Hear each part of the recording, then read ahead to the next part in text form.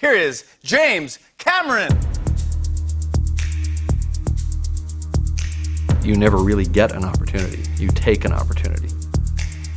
If you're going to do something, you have to do it all the way, and you have to just put it before all other things. I don't know about you, but I'm having a really great time. And welcome back to James Cameron 101. I am your host, Eddie Green. Today, we're going to continue the tier list ranking episodes. Hopefully, you've been enjoying them. I've had a ton of fun recording them with my guests. We're going to be doing this film right here, Terminator 2 Judgment Day, the mighty T2. And of course, I have a returning guest. He has agreed to come back, even though that debacle well, go check out that episode. If you haven't seen TFOR2's episode here on the podcast, there was a bit of an interesting thing that happened in that episode, and Casey has agreed to come back under certain terms and conditions that I had to meet. Casey, are you there? Why? What do you mean why? Because you can't. Why? Because fish sticks and tartar sauce they just go better together. You don't dip fish sticks in applesauce. Why? Because hey, Hello. sorry, I didn't know that we were. I'm good. You're good. All right. Yeah. Sorry. No, you're good. You're good. Welcome back to the show. Welcome back. Thank you. Thank you, Edward. I'm happy to be here. I'm really happy to be here. I think this is going to be fun. I don't fully understand what we're doing, but Me neither. You've agreed to come back. Do you want to say anything regarding that last episode? no, we don't need to. We don't need to focus on that. I'd rather just move forward. Absolutely. And not. I mean, I'm just glad that nobody's going to see it since you agreed to edit that out. So, yeah, we can just move forward and have fun today and be professional. Sweet. All right. So you don't fully understand what we're doing, which is something to do with movies. Yes. Right. That glorious sign you have behind you there, TFOR2. We're going to be tier list ranking that movie right there. It is going to be a character tier list ranking. And I have it pulled up here. Before I show you, though, I want you to determine who goes first. Do you want me to go first, or would you like to go first? Oh, well, I guess so that I have an example of what to do. I'd love it if you'd go first. All right, perfect, sweet. So the way this will work, I have 16 Terminator 2 characters picked. So we're each going to get 8. And we're going to be ranking these characters, not from favorite to least favorite. That's kind of boring and obvious. We're going to be ranking how well we think we would get along with the character. If they were a real person, a real cyborg, whatever, how well do we think we would get along with them if they existed in reality? So that's what we're going to be ranking. Huh. I know. Yeah. It kind of gets the wheels turning a little bit. And we're going to take a look here at the list. Let me know. Can you see that? Oh, let's see. That's as big as I can make it. That's what she said. Uh, At the very top there, you can see the top tier is no question best friends. We don't even have to think about it. We just know we would be best friends with this person. The second tier, we have to go get a beer at the corral. That's we kind of have to massage maybe the relationship and see if we would actually really bond. The middle, there's potential. Towards the bottom, probably not. We're not really vibing. And then at the very bottom there is hasta la vista. We're terminating them. We don't want anything to do with them. Oh, we're gonna literally kill those ones. Yeah, we're gonna literally kill that person. Yeah. Okay, good. So good. This is something I can get on board with. So that's what we're doing. So I'm kicking things off, starting with, if you can see right here, Enrique. Yeah. So we have Enrique, and of course, obviously, offer up some commentary. Not just say, "Oh yeah, I'm going to put him in. There's potential," and then move on. That would be a very short episode. So So it depends on how hungry I am, how much I should talk about each character. right. Stay hungry. Stay hungry. So Enrique. Interesting character. We don't see a whole lot of this guy. If we're really focusing on just the theatrical cut, which that's how I'm going to approach this. We're just thinking of the theatrical cut. But what we do see of him, he is this, you know, he's obviously very protective of his space, but once he realizes what's going on, he puts he kind of loosens up. He's very welcoming to Uncle Bob, offers a drink. And obviously, fixes cars for Sarah, gives her weapons, so on and so forth. So a very friendly guy. So I'm going to put him, based off of what we see, I feel comfortable sticking him in, let's go get a beer at the corral. Do you agree, or would you have put him somewhere else if this was your turn? I'd be okay with putting him there. I think just to kind of get to know him, because it's hard to say how, so on screen, he does come off as a really warm, welcoming guy, a little uneasy maybe, but that's just because, he's hoarding a massive inventory of illegal weapons.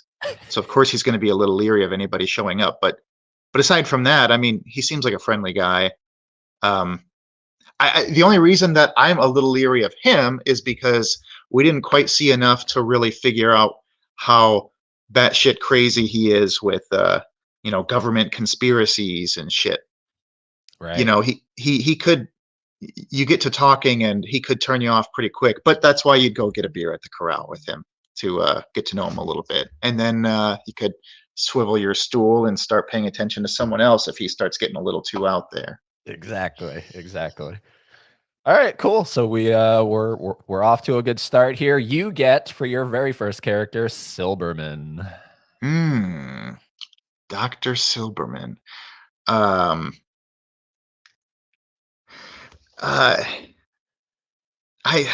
a heartless piece of shit. Because there's part of me, the first thing right off the bat is trying to think of things to talk about, and I work in the medical field, and so it's like, oh well, and psychiatry is interesting, so there'd be some things to talk about there. But then, I mean, we all know what kind of person he is. We've seen on screen that he made a career out of Sarah by just wrongfully basically imprisoning her in that psychiatric ward. So I don't know. I mean, that kind of makes me want to put him in the hasta la vista baby range, but yeah, let's do that. Let's kill Silberman. Fuck that guy. You're gonna kill Silberman. I think so. Yeah, Wow. yeah. I'm trying to separate him from the actor Earl Bowen, who seems like an amazing guy. Just the Right. character, Dr. Silberman. Yeah, he's a piece of shit. I mean, who in the film is a bigger villain than him aside from the T-1000? Right. Yeah. No, you're right. You're right. Who actually does more harm to our heroes than Dr. Silverman, other than the T-1000? Right. No, you're right. And that is interesting, having covered the Terminator previously. And I forget, I think he also ended up in the bottom tier, I think. Yeah. If my memory serves me right. That was a few weeks back that I recorded that one, but I'm pretty sure he was also at the very bottom and I tried to make sure I recorded that episode with Dave from Durant Cinema, but I was like, let's, really focus on Terminator 1 here. Let's try not to think about where he goes in Terminator 2. Let's focus on T1. And even in T1, he's still a scuzz-sucking piece of shit. Yeah. Yeah. So, yeah, he'll stay down there. Hasta la vista, Mm-hmm. Earl Bowen. Next up is again a pretty supporting character here, not too much screen time. Teresa. Miles is a very, very supportive wife. And we don't, again, we don't get a whole lot of screen time, and I'm really trying to focus only on T2. Of course, there's been other iterations of where the character may or may not go. Yeah. But strictly focused on T2 Judgment Day. She, again, seems like, she's supportive. She wants the best for Miles. And when the shit hits the fan, she's very worried, clearly, but she's also, to my understanding, pretty supportive of the idea of, all right, let's go to Cyberdyne and blow it to shit. So Yeah. I like that. I like that she's not, totally against the idea. I love what she says. Like, I thought what we're doing right now is, we're changing things right now. I like that, she's on board with it. So I'm going to say, I don't know that she would get a beer at the corral. So I'm just going to immediately stick her in best friends. I feel like I would have put her at the beer at the corral, but she doesn't strike me as a beer chick. So I'm just going to say best friends. Would you? Yeah, I would have said the same thing, 100%. She seems maybe one of the very top of the most genuine, good-hearted people of all of these characters. Warm and caring, and she seems like the type of person who could have a conversation with anybody. Maybe, I mean, again, like you said, we still have very little screen time of her. Maybe she's a little snooty, but she doesn't come off that way with what we've seen on screen, and she could be my best friend. And there's that, again, focused only on the theatrical, but if you go into the alternate cuts of the film, there's that scene where she's like giving Miles a nice back massage, right? Yeah. Even with what little time and attention he's given the family, she's still over there saying, "Hey, you're still my man, and I still care about you." And I guess I don't know what else she is into or what she does for a living, if she works or what her hobbies are, or anything. But with all of the years that I've spent collecting shit for this show and buying things on eBay from all kinds of different countries and stuff, for some reason I've kind of developed a weird little nerdy interest in just how the United States postal system works, because it just blows my mind how, I mean, especially, you think about it in the days before computers, which I'm guessing in 1991, they probably weren't using computers as much to tell them how to route all these packages. So with her being a mail lady for Pee-wee, maybe that would be something that would be interesting to talk to her about. Next up, Michael Edwards, old John Connor. We actually did try to remember to link this down in the show notes if anyone wants to check it out. But Casey and I, we were a part of a watch along with Mr. Michael Edwards. He joined along. So try not to let that sway you here when you're determining where you put old John Connor. Yeah. Well, I mean, old John Connor, he's seen some shit, hasn't he? I guess I don't know if I guess my first thought is I would like to do, thinking of him as a real character, and he's actually, brought humanity back from the brink of extinction. I'd like to do anything I could for the guy. Best friends, I don't know if we could be best friends. I mean, could I really offer him the kind of, me being just a guy who's never served in the military or anything, could I really offer him any kind of decent companionship that would be meaningful to him? Could I really understand him or what he's been through? Probably not. But I would gladly, I don't even drink alcohol, but I'd love to buy him a beer at the corral just to, get his mind off things and help him relax a little bit. And then offer him anything I could do to make his life a little easier, I guess, and help get his mind off things. If that's a good enough answer. So you're going beer at the corral? I think so. Yeah. Only, I mean, he deserves to be in that best friend bracket, but I just don't think I could adequately fulfill that for him.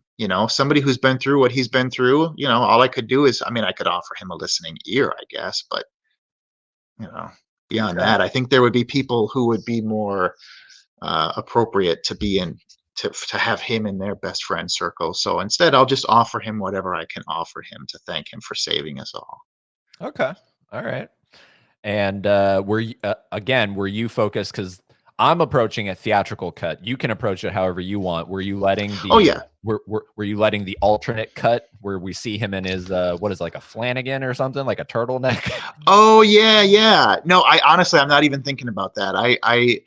Uh, it's a cool idea, you know, the way that the special edition shows them with their happy ending and stuff, but the theatrical cut leaving things open. That's the way that my brain just default thinks about these films. Is the theatrical cut is the story, the special edition versions are just cool what ifs, you know. So this is our first slight disagreement because based off of the theatrical cut, I think we have very, very little to go off of here. So I would have put him in There's Potential. Again, excluding the beer at the corral. And if we're focused only on the fact that he is from the future where there is no such thing as the corral and there's probably no beer Sure. left, Yeah, you know, that's there's probably no beer left in the world, right? But that aside, I'm not even focused on that. This guy just seems like he would be near impossible to probably even talk to. yeah. Okay, yeah. Yeah. So I would have put him in There's Potential, but I understand where you're coming from here. As long as he wasn't in Best Friends, that's where I would have been like, wow, you have a lot of faith in this guy. Yeah. Yeah. No, again, I mean he's seen, you know, some of the worst horrors that mankind has seen, and yeah, so I don't really think that I could be friends with him, but No. anyway, yeah, I'm with you. All right. Moving swiftly along here. This one is a little weird because now we're hanging out with 13-year-olds, but or 12-year-olds or however old. Yeah. But Danny Cooksey, great guy. Trying not to let that sway me. I'm just focused on, you know, Yeah. mullet boy here. Mullet boy. And I'm going to approach this. Side note, when I did Aliens, I excluded Newt, who is the little girl that Ripley is protecting, because I was like, yeah, we're not even going to try to justify hanging out with her. But I feel okay saying, okay, look, if I have, you know, parental permission and everything is cool, and, you know, I'm like a neighbor, right? Like there's trust there, like no weird shit going on here. We're just, you know, hanging out at the Galleria. I feel like With the parents close by, watching, keeping their eyes on Eddie. With the parents close by, I can't get him a beer at the corral. I don't even know that he would be able to enter the corral. Definitely not going to be best friends because that's just creepy. So I'm going to say there's potential. There's potential, especially once he actually starts aging and gets into like maybe his college years. Yeah. You know, yeah, I think I would, from the way that you're approaching this, I would agree with that. I guess I tend to forget as we're doing this that we're talking specifically about being friends with these people as Right. opposed to merely spending time with them. Because from the perspective of spending time with them, like Newt, I would have put right up in the top category. Like she needs somebody, she needs some kind of guidance or a parental figure or something. But we're not talking about that. We're just talking about being friends. And I guess I wouldn't be like, you know, just hanging out with Newt at a pizza place as a friend, you know. So anyway, from the specifically, are we friends? Then I guess, yeah, there's potential. Exactly. Yeah. All right, let's move on from this because I'm very interested. You and by fate, you get Mr. Robert Winley.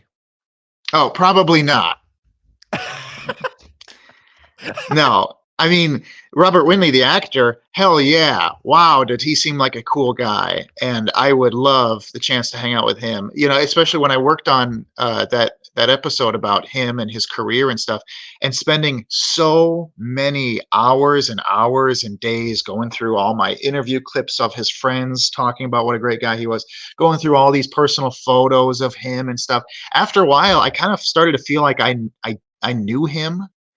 And then I kind of had this weird little bit of almost like a pseudo grieving process. Like, shit, like this guy's dead. And like, he's kind of, I've been thinking about him so much over the course of the like months that I worked on that episode that I felt like I knew him, but then he was dead.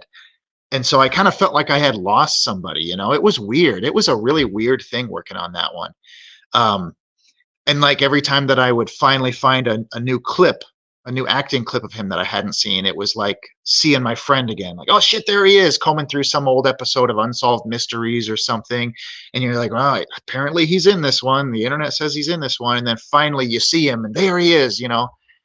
And like you're seeing an old friend again. And so anyway, I'm rambling. I would love the actual actor. Of course, if he was still around, he'd be in the top tier category. The character he played, Robert Pantelli, the cigar biker, probably not. I would say hasta la vista, baby, but I don't think it's necessary to kill the man just because he's a prick and a bully. But I'm going to give him the old probably not. Yeah, real easy. Yeah, yeah, I agree. I agree. There's, I would have liked to say there's potential, but man, he seems like he's such a specific demographic, and I don't think I fit that demographic, you know?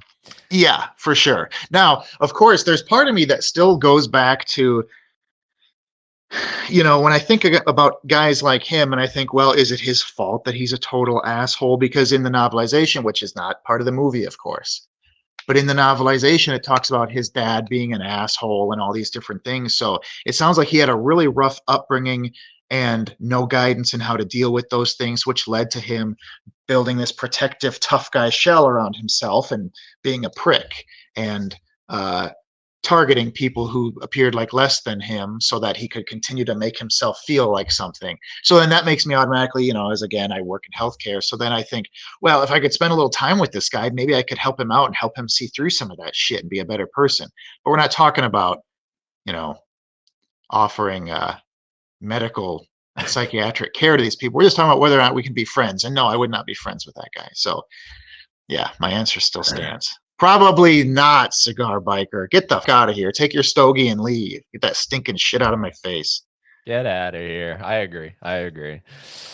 Moving swiftly along here. This is don't let this image fool you.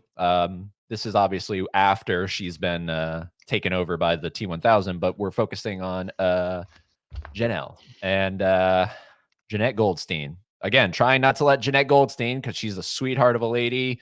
I've interviewed her a few times and love her to death, but specifically this character.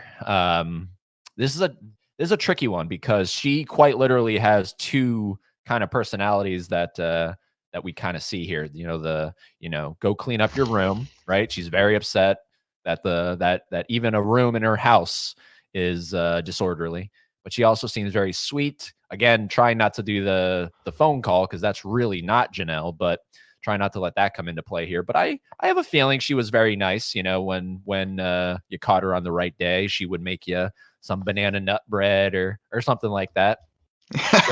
Yeah. So, or some beef stew. Yeah, why not? So this one's tricky. Not best friends. I think, and she strikes me as someone, if I was like, hey, Todd, can I bang your wife? Oh, no. Was that? Sorry. Could I take your wife for a beer at the corral? And I don't know what he would say, but you know. He probably wouldn't give a shit. He would not give a shit. He'd be like, whatever, just get her out of the house for 10 minutes so I can finish Jeopardy. Right. So I'm putting her at beer at the corral. Yeah, I think I would. I think I'd go with that one too. She does to me. You know, your foster parents are kind of dicks, huh? I think Todd is a bigger part of that. He seems like the one who really doesn't give a shit, and it probably wasn't his idea to become a foster dad. But his wife wanted to do it. And I get the impression, I mean, Janelle wanting him to clean up his room, to me, I mean, she's, you know, if she really didn't give a shit, she could just say, all right, let him have a pigsty of a room. I don't care. It's his problem. But, you know, she's trying to help this kid have a little bit of maybe structure and order in his life. And although, you know, again, we're talking about the theatrical edition. When you see the special edition, I mean, to me, his room didn't really look like all that much of a pigsty. So, I mean, not having cleaned it in a month, it doesn't look too bad to me. But I guess we didn't see the floor. Maybe the T1000 was like wading through dirty underwear and stuff. But to me, I don't know. I always kind of had the impression that she was all right when she's talking to Officer Friendly when he shows up asking about the kid. She seems genuinely concerned and that she wants to be helpful. And anyway, I like her. I like Janelle. Now, Jeanette Goldstein, of course, like you said, absolutely all day long. I'd love to hang out with her. Right. She does seem really cool. But foster mom Janelle, yeah, beer at the corral. Yeah. Perfect. All right. Tread lightly here, Casey. You get young John Connor. Oh man. Well, see, yeah, again, I keep on struggling with this. Like, so from the way that I just keep on approaching it, I would probably put him as like, what's again, best friends. Not meaning that I would actually want to be best friends with this 10-year-old, but because he needs somebody, you know, like he needs somebody to help him, you know, from the movie. Like we can see that he's a good-hearted kid. He's not just an ATM robbing little bastard, but you know, he has those tendencies, but there's a lot of good in him, and he just needs a little bit of focus and direction. And he doesn't have a mentor in his life. He just has his foster parents, who he clearly doesn't think anything of and doesn't respect, you know, unless he was, you know, trying to put up a tough front for Tim. You know, who knows, maybe he had a little bit of an appreciation for Janelle, but he clearly didn't care much for Todd. And really at his age too, yeah, he probably didn't. I bet it was probably one of those things where if his foster parents had survived, then when he got older, he probably would have appreciated Janelle a lot more. You know, had nuclear bombs not rained down upon the earth and he had a normal life growing up. Anyway, boy, do I ramble. I'm sorry. When this is all done, you can go ahead and trim this down to like 5 minutes to cut out all of my stream of consciousness bullshit. But anyway, I think that John, I mean, he, you know, let's just say, you know, where we are in the film, we're in their world. We don't know what's coming. All we know is here's this kid who is kind of a little shithead, but he clearly has a good heart. He needs some guidance, and I would want to give him that. But if we're just talking about friends, then yeah, I mean, I don't know, probably not, or there's potential somewhere in there. So yeah, that's where it gets tricky. I'll stick to the rules. If we're just talking about being friends and hanging out and eating candy together, then probably not. Now, if I'm somehow related to him, you know, if he's my cousin's kid or something, then, you know, I'd bump him up a few tiers, but I don't think he is. I'm pretty sure we're not related. So we'll stick with probably not. There's so many different ways you can look at this stuff, you know, unless you just keep on slapping me in the face and reminding me we're just talking about being friends with these people. But otherwise, I keep on wanting to go to these other places. Like, is there something I could do for this person? Can I help them? Or, you know, like when it comes to the kids, my first thought is, are they in a good situation with their life, or do they maybe need a little bit of a parental figure, you know, to help them out a little bit and give them some focus on their life? But anyway, we're not talking about that. Well, I'm sorry. It's okay. It's okay. That's the interesting thing about this is, you know, the idea is how well do we think we'd get along with them in real life? But of course, feel free to, you know, that's what makes the episode for everyone's listening and viewing enjoyment. You know, the kind of difficulties we're having with this, because again, if we were ranking favorite to least favorite, I think we would have, you know, just an endless stream of favorites. So yeah, shake things up, you have to kind of approach it this way, and I think that's the interesting thing. It's interesting that because Tim was my turn, right? So I put him in There's Potential, and you put John in Probably Not. Is it because of his more, like, we see more of John and he's more, like you said, the bank robbing kind of little shit weasel? Is that why? Shit weasel.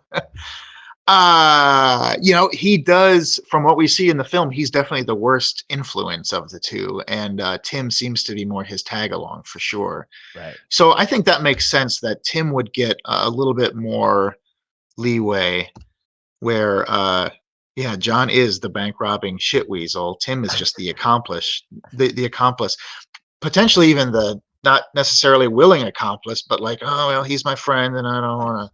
So I guess I'll go rob this thing with him. And hey, cool, I get to play a bunch of video games while we're at it. Right. All right. Yeah, cool. I think I would have also just stuck him in there as potential, again, thinking about the future. Like, hey man, in 10 years, you want to go get a beer? So Yeah. well, then he would have been 20, so that would have still been illegal. But Yeah. anyways, moving on, we got Uncle Bob, the T-800, Arnold Schwarzenegger, in probably his, just a side tangent here, real quick.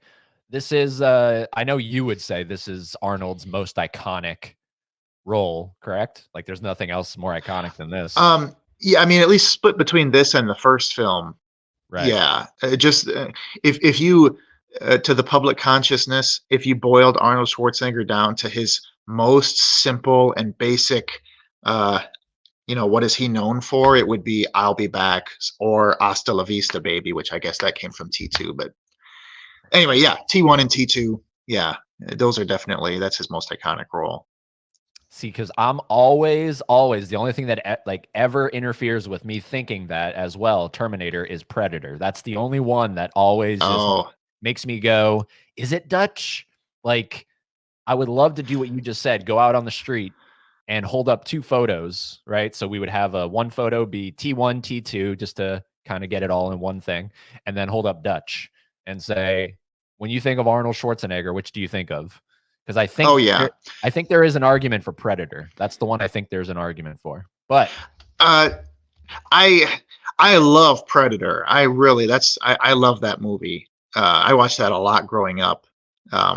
But for me, I mean, I think a lot of people, everybody's heard of the Terminator. Everybody's heard the lines "I'll be back" and "Hasta la vista, baby." But a lot of people, if you ask them, "Hey, what's the movie Predator about?" I think them, and maybe it's because, again, I work in healthcare. I work with a lot of women, and they've all heard of the Terminator films if they haven't seen them. Because believe me, I ask. But yeah, a lot of times when I leave a patient's room, I'll let them know, hey, whatever, we'll give that a few minutes. I'll be back.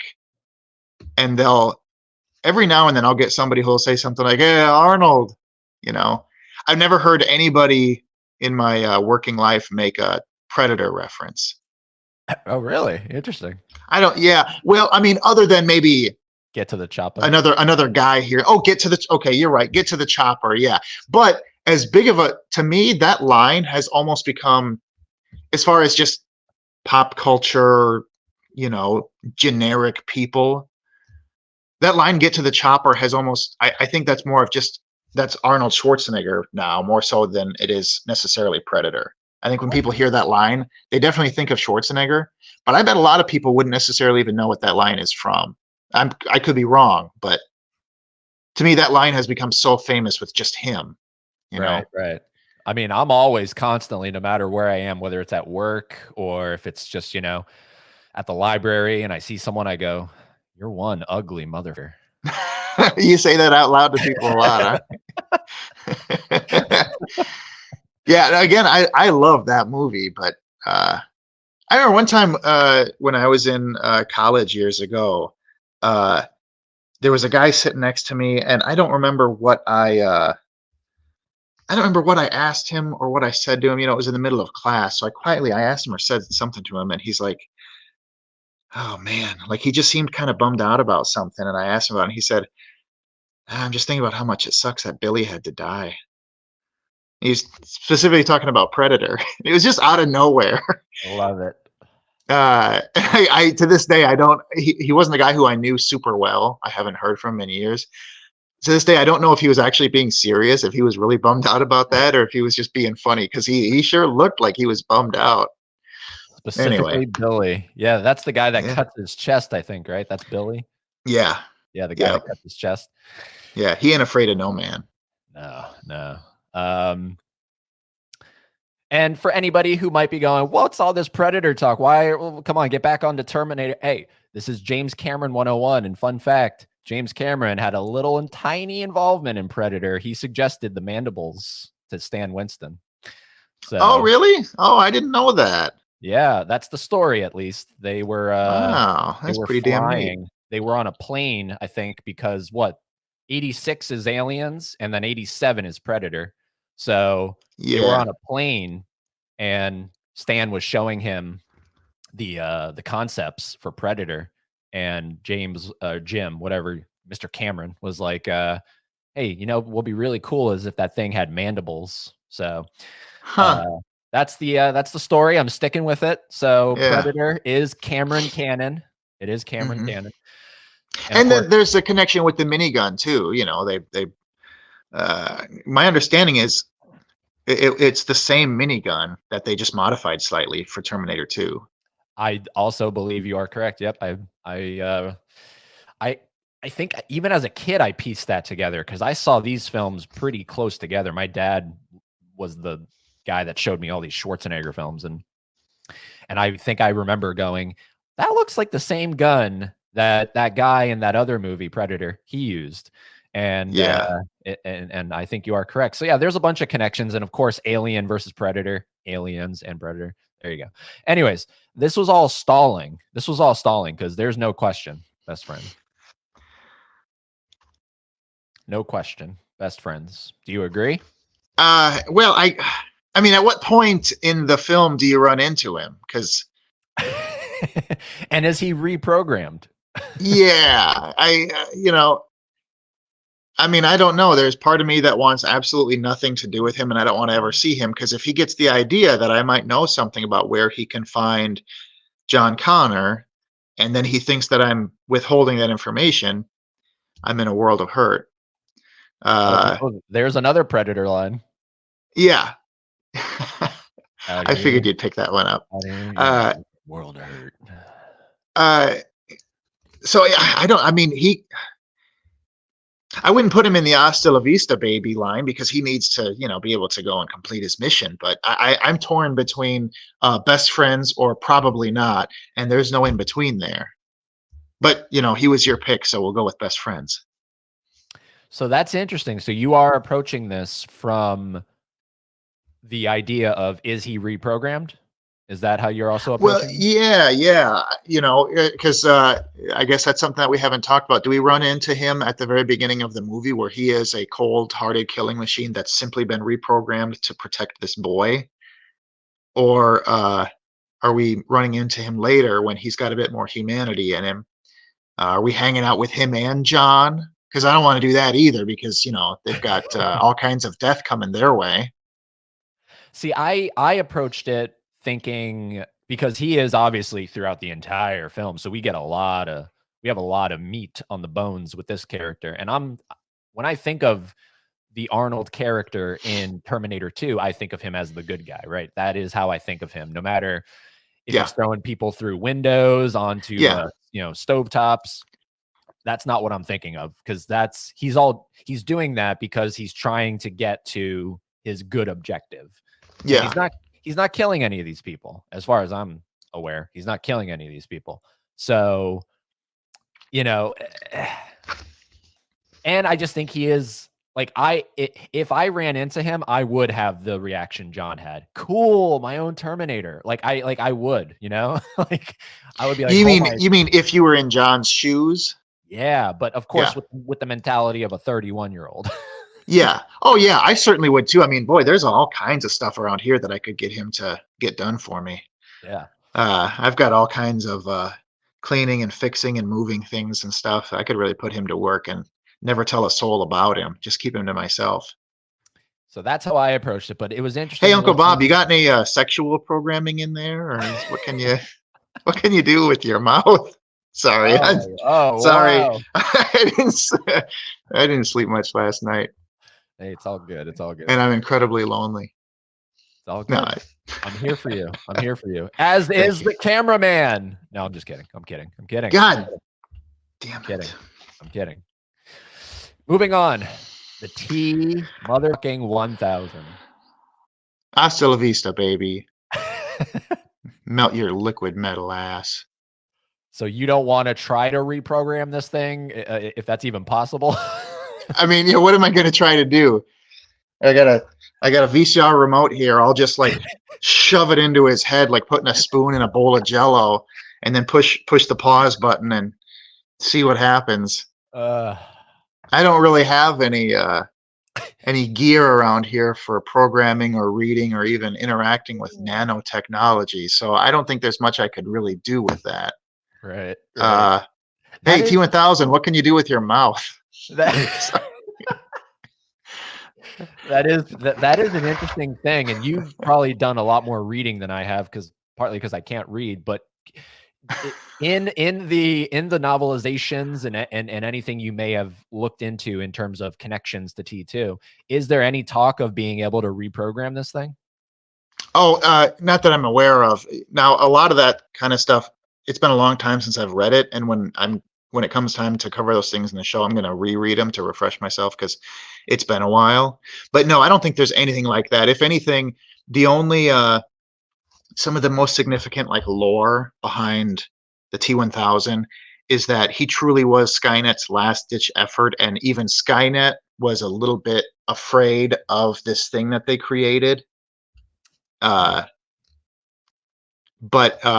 But as far as programming it and stuff, I don't think I'm not aware of anything like that. But I guess if anybody is, let us know in the comments below, and then make sure to like and subscribe too.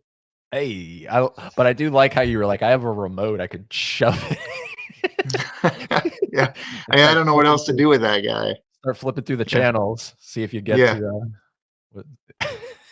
Yeah. But you know what? And I know you don't consider it, and I really don't even consider it canon either. But if we are going to include T2 3D, of course, there's the T1 million, but that's neither here nor there.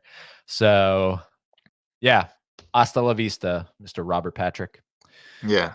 Also, I mean, I'm sure, I don't know if I've told you this, but the one time I met Robert Patrick at a convention, I didn't have a great experience meeting him. Oh, really?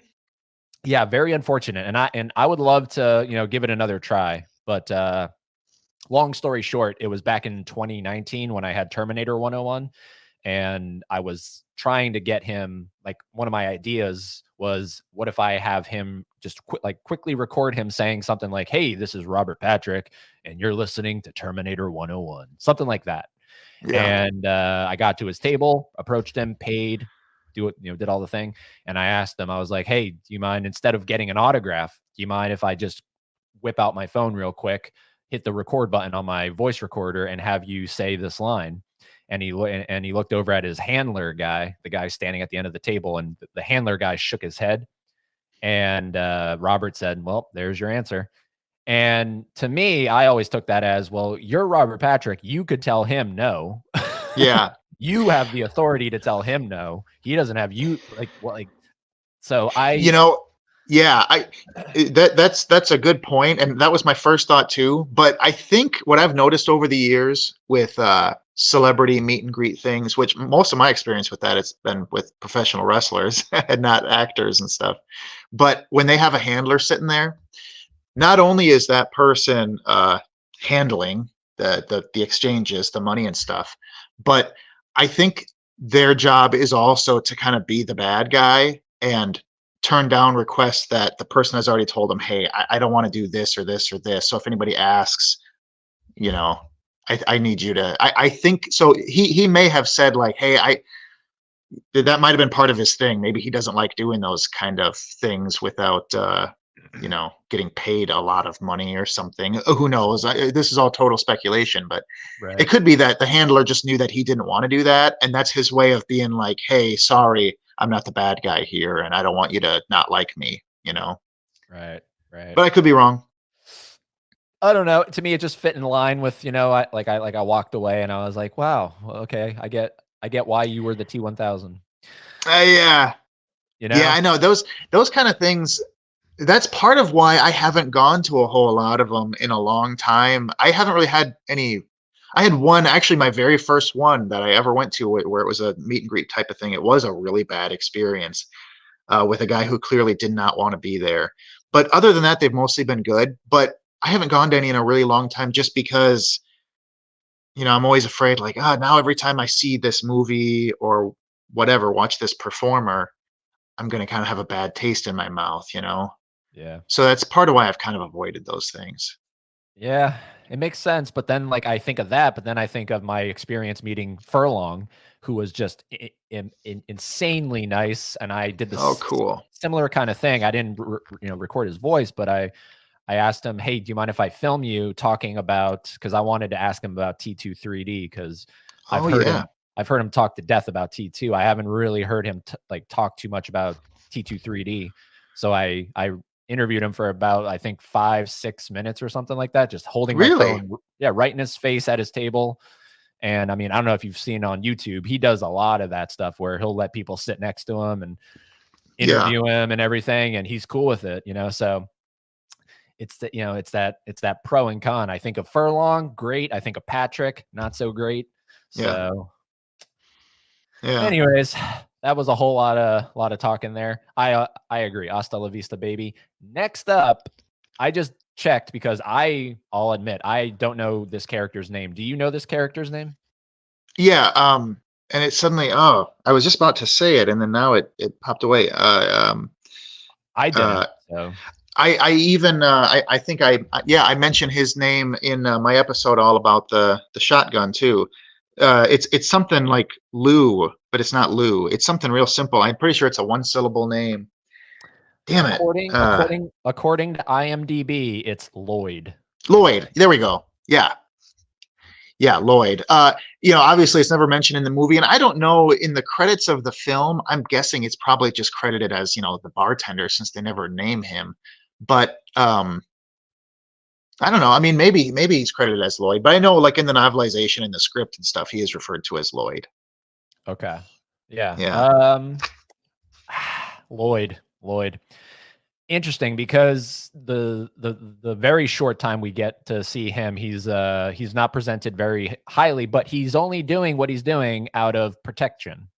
And so it's hard because I see him in a very kind of confrontational, negative light, but I understand why he's doing it. So that's admirable.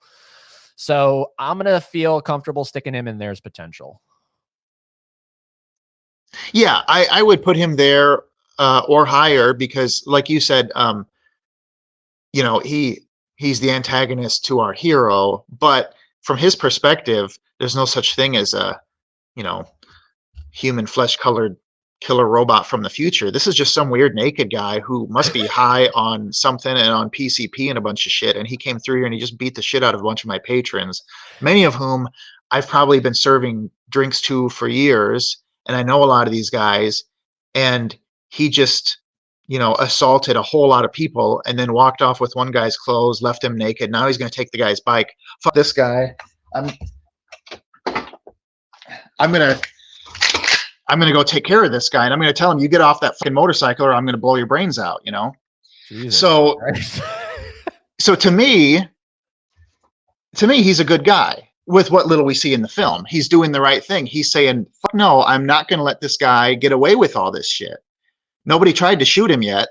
Clearly, what drugs he's on kept him from feeling a whole lot of pain when my buddy over here tried to stab him in the chest, and that cigar didn't hurt him, but he might not feel this shotgun shell either, but it'll put him down because again, he doesn't know that he's a machine. He thinks he's just some weird guy.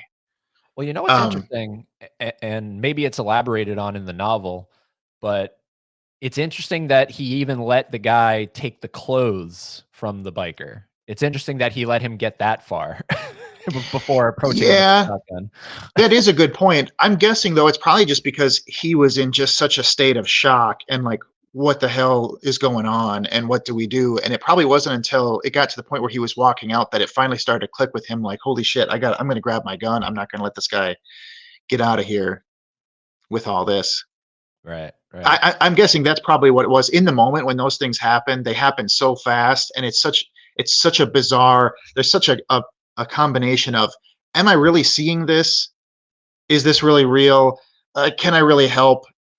There's all of these other bikers. Surely one of these guys, this guy's not going to get out of here. One of these other guys is going to stop him. And then the next thing you know, he's walking out and he's like, well, screw it. I'll stop him then. I've got a gun.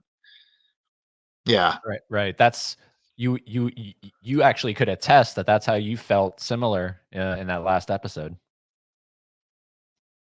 The shock and surprise, right? Yeah. Why do we have to keep bringing that up? I don't know. It's just it was such a bizarre thing that happened. And it happened on your watch. So if we bring it up again, I'm out. Oh, okay. Sorry. Okay. And cut this out because I don't want to look like a jerk, but it's just the way it is. Like it's an issue of professionalism.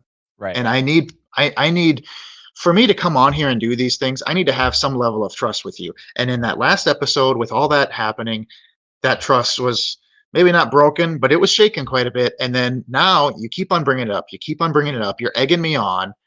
Maybe you're not intentionally egging me on, but it sure feels like it. Now you're laughing. Sorry. I don't want you to be sorry. I want you to just agree that I just need a little bit of, I need to feel respected as a guest coming on here. And I just need to feel like I can trust that I know what I'm getting into. So that happened. It sucked. It was unfortunate, but can you stop reminding me of it? In the words of our beloved T800, trust me. Okay, well, I'll try. All right. This is it though. If it comes up again, I'm out. No more. All right. And again, cut that out. Edit this last little couple seconds out because I don't want people to think I'm a dick because they don't know what I went through. But like, right. Yeah, because that's not even canon. I'm going to come off as a jerk, but yeah. All right. Let's pretend like the cut happens right here. So yeah, I agree. Okay. Yeah, 100%. Moving on, you have the beloved Sarah Connor. Boy, that's a tough one. Interesting. I mean, would I like to get close to her? Well, who wouldn't? But physically close. But close to her, I don't know. Okay, so we're in their world. None of this shit has happened yet. It's 1997 is a few years away. So as far as we're concerned, she's insane. I feel for her. I have a lot of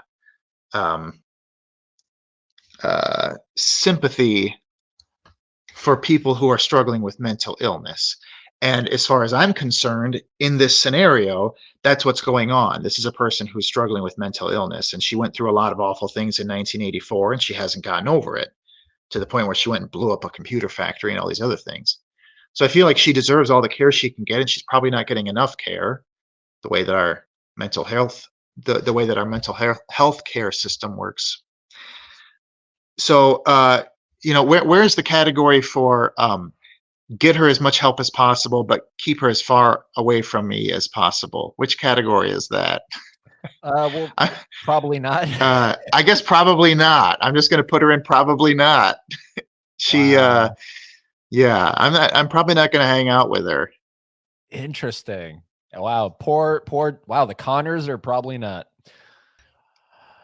Next up is you'll notice it's an image of two gentlemen. I'll use that term loosely, but we're going to focus on the one who has a little more to say. He's on the right there. The actor's name is Jim Palmer, I believe. He's credited as Jock 1. I like to think of him as the "fuck you, you little dipshit" guy. Oh yeah. So you know what? I'm having a beer with him. Okay. Yeah. Because you know what? He came over. He was helpful. You saw a kid very much in distress. So he initiated, let's go see what's going on with this. And then he realized he was being punked before punked was a thing. And You know, he had that reaction, right? And of course, I don't like that reaction that he has. He's calling our beloved little John Connor little dipshit. Yeah. So again, give and take. I'm noticing that's the trend here.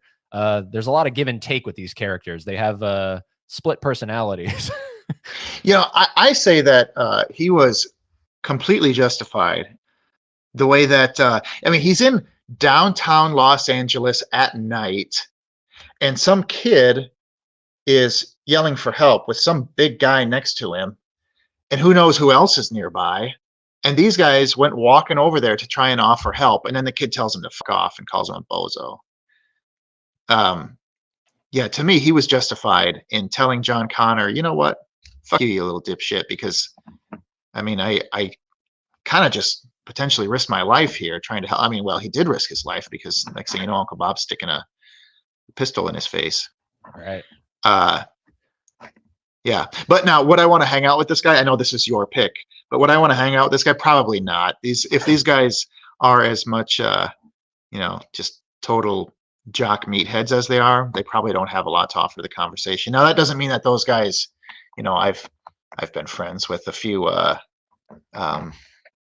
real jock guys in my life. One of my best friends is a really, really big, well-built guy who's into jujitsu and stuff, and he's one of the most intelligent guys I know. But I don't know if that's always, the case with those kind of guys.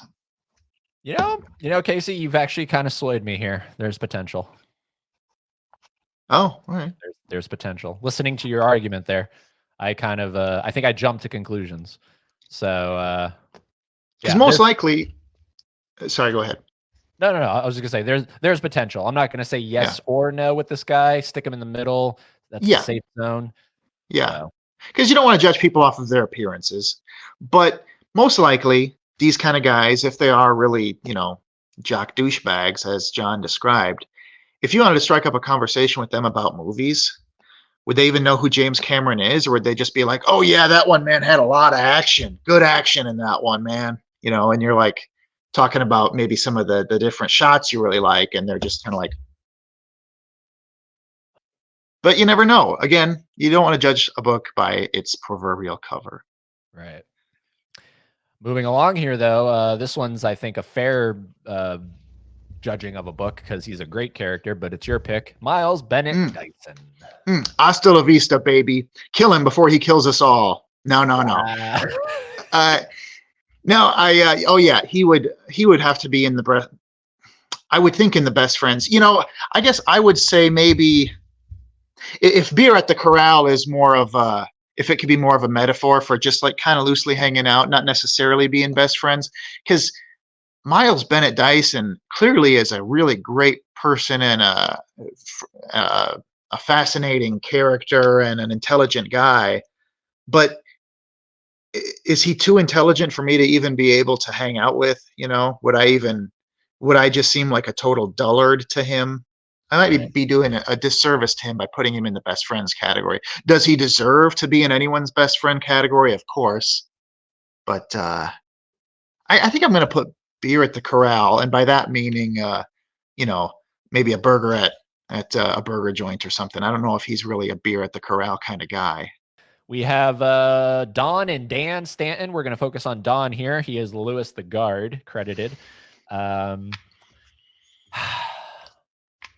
This guy's again, very little screen time, but he's not like the pervy kind of night guards that we see in the film, licking Sarah Connor and doing all this stuff. He is very, just by the books, just make sure the doors are locked, and he's very excited to just have his coffee and what he has, like a full house or something.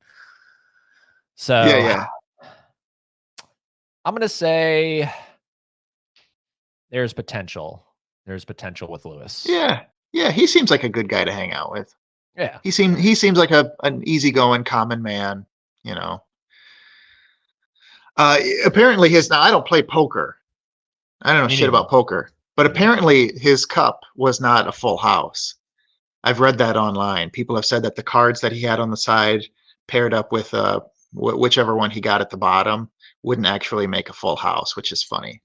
You know, you never know if those kind of things, if that's just kind of a mistake in the movie, they just grabbed a cup and said, here's your line, or if that was an intentional joke for people who would get it, who play poker. You know what I mean? Right. Like showing like his ignorance kind of thing. Yeah. Yeah. And showing that he's just an everyday, maybe not the brightest kind of guy, making you feel even worse for him than when he gets killed, you know? All righty. Before we get to our last one here, do you mind if I quickly run and take a piss? Yeah, I'll you want me to dance and sing for the people, or? Well, you know what's funny, as I've done this before, like because I've actually had this happen once before. Do whatever you want, because when I go back and start editing this thing, it's like I'm very curious what happens when I'm away. So Oh, okay. So you'll cut out this break. potentially, if it's really good, I'll keep it in. Who knows? Oh, okay. All right. All right, he's gone. So while Eddie is gone leaking his lizard, let's look at some neat old Terminator shit. Hey, you remember if you saw my thing with Eddie a few weeks back where we talked about Terminator 2 Judgment Day, and I talked about how Edward Furlong was huge in Japan. Here's his vinyl record. Hold on tight. This is an album that Edward Furlong released in Japan after he became a huge teen sensation over there following the release of T2. Isn't that something? Okay, we got the title of one of the main tracks here, Right for Me. Right for Me. And there's the track, I Don't Know What I'd Do. Anyway, I'm not going to read them all off to you, but hey, speaking of records, here's the Terminator 2 dance theme. Made by The Object. This was released mostly over in Europe and Spain and stuff. This was popular.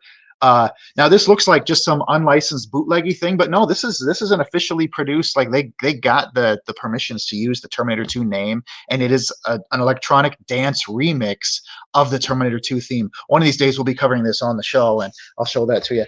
Hey, speaking of bootleg stuff, I mean that wasn't a bootleg, but speaking of bootleg stuff, here we have The Protector. The Protector. Check that out. It's an Arnold Schwarzenegger Terminator-looking guy on a bike, but it's not him, but it looks like him. And what I think is cool is it's got that red seat. The bike kind of reminds me of that little bike that little Honda he was riding in the first Terminator film. But anyway, that's The Protector. This was a whole line of toys, total unlicensed knockoffs of Terminator. But this was one of them. The super bike play set. You could pull it back and you'd go driving off to protect John Smith instead of John Connor. I don't know. Hey, speaking of children's toys, here we have, check this out. Here's the Terminator 2 Judgment Day crayon by number set. Yeah. Now, I love, when you talk about this stuff from the 80s and 90s, you've got these rated R films with all kinds of blood and violence and stabbing and killing. But, let's make sure that we make toys for the kids. I'm not complaining. I'm not criticizing it because I lived through it and I loved it. This was good stuff. So yeah, you've got the crayon by number set with several different images here that you can color. One of these days I'll open this up on the show and we'll color it together, maybe on a rainy day. Hey, speaking of kids stuff. Hey, calm down. Oh shit, Eddie's back. You're blowing your load. You're blowing it. I got a little carried away. Dude, look, I'm constantly on eBay, and maybe I need to check out some other sites, but half the shit you have, I can't, like, where do you get this stuff? eBay, but a long time ago and on very, very rare occasion. A lot of this stuff, this stuff that I just blew through here, most of the stuff you really don't see anymore. Yeah. Or some of it I didn't get off eBay, but maybe I got it like from Japan or something. Anyway, yeah. Like you went to Japan? No, that'd be neat. I just went to Japan just to buy Terminator stuff, which I would be looking for if I went to Japan. I'd love to go to Japan someday, simply because of all my time looking at Japanese stuff for the show. I've kind of fallen in love with their culture and stuff. But anyway, no, just through different Japanese like auction sites and stuff. It's difficult because they don't speak English and I don't speak Japanese, but you figure out a way to make it work. Oh, all right. Let's wrap this up and then we'll keep talking. You get everyone's favorite Xander Berkeley, Todd. Probably not. Hey, here's something. How about Terminator 2? No, I'm just kidding. Yeah, probably not on Todd. He's just above. You know, he doesn't deserve to die. He doesn't, break any laws that I know of. But he's not a good person. Clearly, the way he thinks of dogs, the way he drinks milk straight from the carton, Oh yeah. the way Thank he you treats his foster kid. Thank you for mentioning that, because if you failed to, I would have said if it was my turn, simply for the milk thing, he was in Hasta La Vista, baby. Yeah. And that's one of those things that like I didn't appreciate until I was way older. When you're just watching the movie, if it's a good movie, you don't necessarily think about that stuff. It's just kind of subconscious stuff that builds up and you don't like those guys. But as I got older, I started to realize, man, James Cameron and William Wisher, when they were writing this script and they said, let's have him, before he gets killed, let's have him drink straight from the carton and cuss out a dog, because if they didn't think of that stuff, you could still hit your plot points, where the T-1000's in disguise as Janelle, and she needs to shut him up, so she kills him. You could move through and hit all the motions like that. But it's those little extra things that they put in to manipulate your feelings about the characters along the way that, to me, are just so brilliant. I agree. So there we go. Is this? Do you feel pretty comfortable with how this all turned out? No, let's do the whole thing over again. Yeah, no, let's start over. Yeah, I look at Dr. Silverman in the "Let's kill him" column, and I almost feel a little bit bad about that. But I mean, he truly did take this woman's life away, and he knows it. All right, so we're sticking with that. Yeah, we're sticking with it. That is the official T2 James Cameron 101, featuring your Uncle Casey character list ranking. Wow. Wow. In case there are any, viewers of my show who are, they get worried when they see that I've only released like 2 episodes per year or something. I really do have a ton planned, and I really do still work on the show every single day. The big thing I've been working on lately is digitizing a bunch of tapes of really rare material that I'm going to be using for the show. And the reason it's taking me so long is because transferring VHS tapes to digital, it's really easy if you just want to do it quick. But if you want to do it really well, I've been shocked over the last few months at how complicated it can be to really do it right when it comes to deinterlacing and all these different things, transferring from that medium to digital. It's there's a lot to it, and so I've been learning about that because I want to do it right. And then when I do, I'll have this really, really cool content to share on the show. But I want to get that done first, so it's kind of out of the way, and then I'm gonna steamroll forward with working on these new episodes. I have the next episode like all written. I just need to get out here and film it and edit it and all that. But so anyway, none of that was interesting. But no, it was, especially like you said, for people, and I'm one of them. I'm always checking. I'm always making sure I'm not missing something. I have notifications on. Oh, well, I appreciate that. And I don't know if I've ever told, but like even if, and anyone that hasn't seen it, go all the way back. It's not that far back, but go all the way back to the very first episode that you ever released of you sitting in front of the fire. Even something like that is incredibly cool. And it's so simple. It's wow. Well, thank you. Sitting by the fire, sipping your tea and everything.